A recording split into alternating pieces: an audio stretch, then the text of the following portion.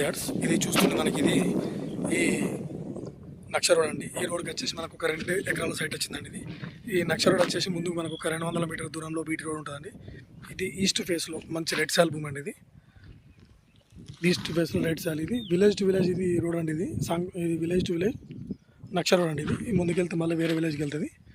Side చుట్టూ మొత్తం కడిలేసి ఉన్నాయండి. ఇది మంచి రోడ్ ఫేస్. అక్కడ మనకు కనిపించే చెట్టు వరకు రోడ్ ఫేస్ అండి. మంచి స్క్వేర్ బిట్ అండి. ఇది రెడ్ సాయిల్లో మంచి స్క్వేర్ బిట్. ఇది మనకి ఇది 1 ఎకర్ వచ్చేసి 26 lakhs చెప్తున్నాడు అండి.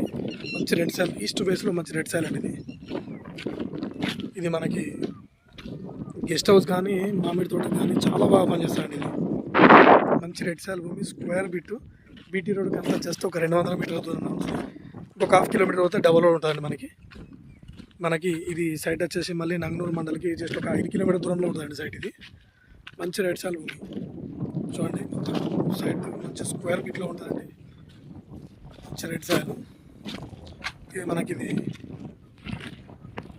టోల్గేట్కి వచ్చేసి ఒక 26 కిలోమీటర్ దూరంలో ఉంటుంది దుర్గా టోల్గేట్కి.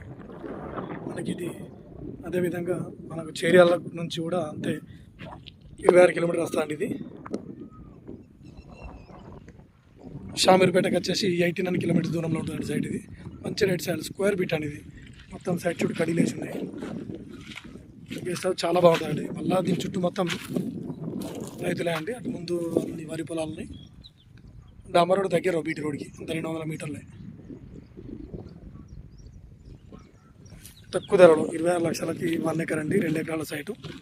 తక్కువ ధరలో మంచి సైట్ అండి. ఇది